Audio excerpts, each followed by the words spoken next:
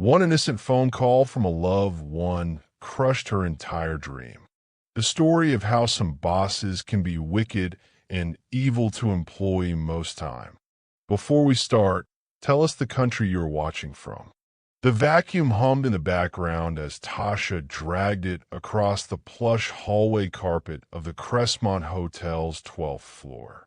Her navy blue janitor uniform clung to her skin with sweat, and her back ached from bending over for hours. But she didn't complain. Not once.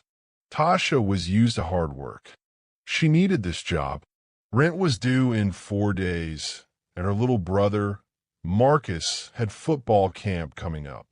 At 26, Tasha had already lived 100 lifetimes. She'd raised her brother after their mother died of cancer, skipped college to work 2 jobs, and smiled through every storm. Crestmont wasn't glamorous, but it paid just enough to keep them afloat. Her phone buzzed in her pocket. She ignored it. Company policy strictly banned phone usage during work hours. But then it buzzed again. And again. It was Jamal. She checked her watch. 11:42 a.m. He never called during work hours unless it was serious. Tasha looked left and right down the empty hallway, then quickly ducked into the nearby utility closet. She shut the door, heart racing, and whispered, "Hello." "Tasha, baby, I got the job." Jamal's voice burst through the speaker. "They hired me. I'm moving to Dallas, and they're paying me double what I make now." Tasha covered her mouth in shock, whispering back, "Are you serious?" "Serious as a heart attack," Jamal chuckled. "But that's not all. I want you with me, Tash. I want us to build a life together. I'm done waiting. Marry me." Tasha's hand trembled as tears filled her eyes. "Jamal." And then the door swung open. Standing there with a face twisted in judgment was Mr. Whitmore, the hotel manager, late 50s, uptight, and allergic to empathy. "What do you think you're doing?" he barked. Tasha froze. "Sir, I'm so sorry. It was a quick call. Just a minute. You're on company time, hiding in a supply closet like a high schooler." His voice grew louder. "You're done here. Turn your badge and keys. Now." Tasha's breath caught in her throat. "Please, sir. I've never broken rules before. This was a one-time thing. My boyfriend, he was proposing. I don't care if the president was on the phone." Whitmore snapped. "You're terminated. We run a professional establishment here." Other staff had started peeking out of rooms. A few guests walking by gave judgmental glances. Tasha stood there, heart shattering. No warnings. No chance to explain. Just public humiliation. "I need this job," she whispered. "You should have thought of that before you disrespected it," Whitmore said coldly. "Security will escort you out." 15 minutes later, Tasha was outside the Crestmont Hotel, holding a cardboard box filled with her cleaning supplies, a framed photo of Marcus, and her name tag. She sat on the curb, numb. She couldn't even call Jamal back. How could she tell him what had just happened right after he'd given her the best news of his life? Her fingers tightened around the photo frame. How is she going to pay rent now? What about Marcus's camp? What about food? Tasha stared up at the glass windows of the hotel, watching guests drink $12 coffee and laugh like the world had never failed them. Everything was unfair. Inside the hotel, a young intern named Kayla had witnessed the entire thing. She'd been restocking towels down the hall when she saw Mr. Whitmore open the closet and fire Tasha on the spot. She had discreetly pulled out her phone and recorded the interaction, just in case. Later that day, Kayla uploaded a short clip to TikTok with the caption, Hardworking janitor fired for answering a proposal call. Manager shows no mercy. She didn't expect much, just wanted to speak out against the injustice. But the internet had other plans. Within hours, the video racked up thousands of views. By the next morning, it had hit over 1 million. Comments flooded in. She didn't deserve that. Heartless. Corporate cruelty at its peak. Somebody get this girl her job back. Tasha, meanwhile, had no idea the video even existed. She spent the night crying, curled up on the floor of her small apartment, trying to make sense of what had just happened. Jamal showed up early the next morning with a bouquet of flowers and a huge smile, only to find her in tears. "I lost my job, Jamal," she choked, "right after you proposed. They fired me for answering your call." Jamal sat beside her, holding her tight. "I don't care about the job, Tash. I care about you. We'll get through this together." But outside their little world, the storm was just beginning. By noon, a local news crew reached out to Kayla, asking for permission to use the video. Soon, reporters were stationed outside the Crestmont Hotel, demanding interviews. Guests began canceling their bookings. One even left a review that said, "I don't support hotels that fire hard-working staff for answering a phone call." The pressure on management built quickly. Crestmont's corporate office released a statement by the end of the day. "We are aware of the recent incident involving a member of our housekeeping team. We take these matters seriously and are conducting an internal review. The manager in question has been placed on administrative leave." But the internet wasn't done yet. A GoFundMe titled, "Help Tasha Land on Her Feet," was created and shared across platforms.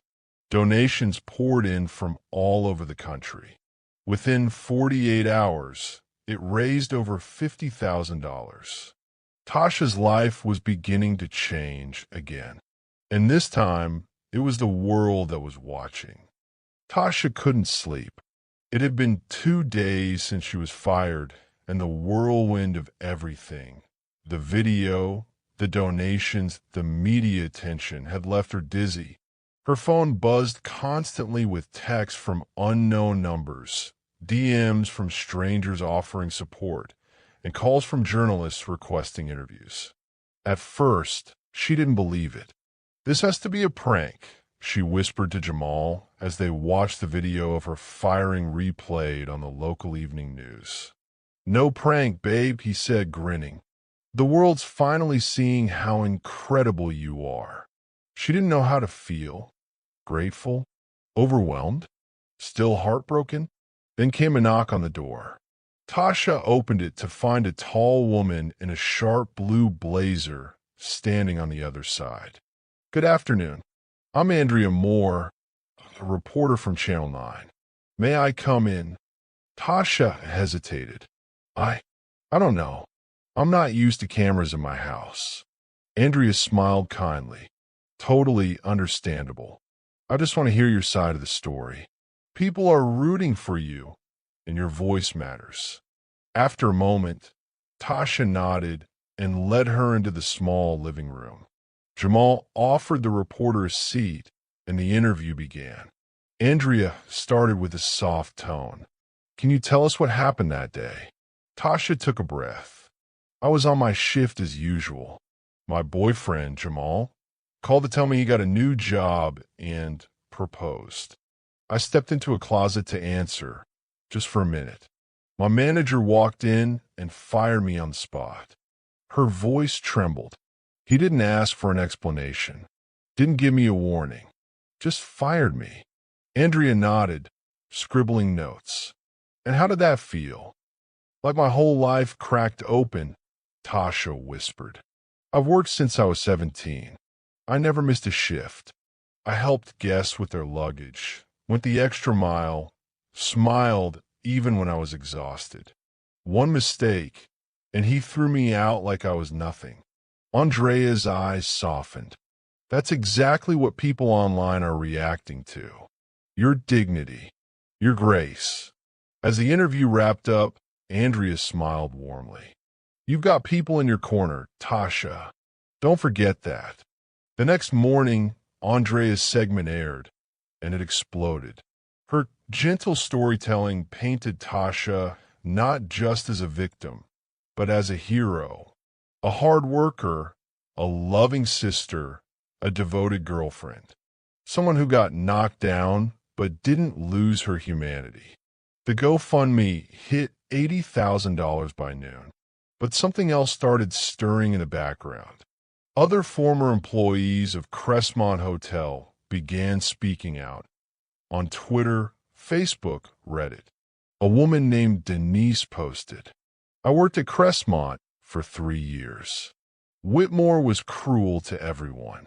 Fired a front desk guy once for wearing sneakers when he had a sprained ankle. Another wrote, we were all afraid of that man. What he did to Tasha is just one example of what's been happening for years. Soon, hashtags like hashtag Justice for Tasha and hashtag Boycott Crestmont began trending locally. Corporate couldn't ignore it anymore. By the end of the week, the CEO of Crestmont International issued a live press release. We deeply regret the actions taken by a local manager that do not reflect the values of our company. Effective immediately, Mr. Whitmore has been terminated. We are offering Ms. Natasha Fields a formal apology and an offer to return with promotion and full benefits, should she choose to accept. The internet cheered. Tasha, however, wasn't smiling. Go back, she said aloud, staring at the TV screen. To work under the same name that humiliated me? No way. Jamal nodded. You got options now. The money raised? We can invest it. Start a cleaning company. You be your own boss. She blinked. A cleaning company? Why not? He grinned. You know the business better than anyone. Hire people who've been mistreated like you. Give second chances. Build something real. The idea sparked a light inside her. For the first time in days, Tasha felt hope, not just in people, but in herself. A week later, Tasha posted a video. She stood in front of a small commercial space downtown with a simple sign above. Second Shine Cleaning Services, founded by Tasha Fields. In the video, she said, they fired me like I didn't matter. But thanks to all of you, I found my voice. And now I'm using it to help others. This isn't just a business. It's a chance for people who've been thrown away, for anyone starting over. Thank you for believing in me when I didn't even believe in myself. That video reached millions in a matter of days. Applications poured in from people looking to work at Second Shine. Donations kept coming. And best of all, Tasha was finally able to put a down payment on a house. A place where she and Marcus could feel safe, and where she and Jamal could build their future together. But there was one more surprise. Tasha was invited to speak on a national talk show. As she stepped onto the stage, applause thundered from the audience. She smiled, wearing a sleek blue dress, not a uniform. The host asked, if you could say one thing to the manager who fired you, what would it be? Tasha paused, then said, calmly and clearly, thank you. You taught me how not to treat people, and you gave me the push I didn't know I needed to become who I was meant to be. The audience stood and clapped. Tasha had lost a job, but gained the world's respect. 6 months had passed since Tasha's life turned upside down in that hotel closet. Now, her alarm clock rang not for a shift someone else scheduled, but for a dream she owned. The bright yellow walls of Second Shine cleaning services beamed with newness and hope. Tasha stepped into the office, holding a cup of coffee in one hand and a clipboard in the other. A group of employees were already gathered in the lounge area, chatting and laughing before the morning briefing. "Good morning, y'all," she called out. "Morning, boss lady," they answered in unison. She still wasn't used to being called that. Her team was a mix of people who knew hardship just like she did. Single moms, ex-cons trying to start over, teens who had dropped out and wanted a second shot. She'd interviewed each of them personally, not asking about degrees or perfect resumes, but about heart, work ethic, and dreams. After briefing the teams and sending the vans out, she settled into her small office and opened her laptop. An email popped up. Subject: featured on Women Rising Weekly magazine, National Spotlight. She stared at the screen, mouth slightly open. She was being recognized again, not as a victim, but as a founder, a builder, a boss. Later that week, she was invited to speak at a local high school. Standing on a gymnasium stage in front of rows of restless students, Tasha felt her nerves creep in, but then she saw a girl in the front row who reminded her of herself at 17. Worn sneakers, tired eyes, hopeful heart. She cleared her throat and began. "I used to think success meant doing what others told you to do, working hard just to get by, and staying quiet when things were unfair. But I learned that success means speaking up, standing tall, even when the floor is pulled out from under you, and building something that gives other people hope." The students clapped. A few even cheered. One young girl raised her hand and asked, "What kept you going when it all fell apart?" Tasha smiled. "I remembered who I was raised to be," she said, "and I surrounded myself with people who reminded me of it when I forgot." Outside the school, she found Jamal waiting by the car with a bouquet of sunflowers in hand. "For the Woman of the Year," he grinned. She laughed and kissed him. "You're too much." "I'm just right," he said, slipping a small black box from his pocket. And speaking of just right, she gasped as he dropped to one knee on the sidewalk. "Tasha Fields, I knew I wanted to marry you the second you answered my call that day in the closet. Life's messy, but I want to build every moment with you. Will you marry me?" Tasha's hands flew to her mouth, eyes glistening. "Yes, 1,000 times yes." The students nearby, watching through the school windows, erupted in screams and applause. A few months later, Tasha walked down the aisle in a small, sunlit garden surrounded by family, friends, and employees who had become like family. Her dress shimmered as she passed rows of people she had helped find new starts. Jamal stood at the end, beaming, eyes never leaving hers. Her old boss, Whitmore, was long forgotten. Rumor had it he tried getting another hotel job in the city, but no one would take him. His name had become tied to that viral video forever. Tasha never spoke his name again. Why would she? He was a chapter. She was the book. The closing scene of her story hadn't yet been written. Second Shine expanded to 2 more cities. She launched a foundation to help young women with job training and mentorship. And every year on the anniversary of her firing, she gave all her staff a paid day off and held a community cookout where everyone wore shirts that said, "Fired up, rising higher," because one phone call changed her life. One unfair moment opened the door to purpose. And one brave woman answered not just the call from her boyfriend, but the call from destiny.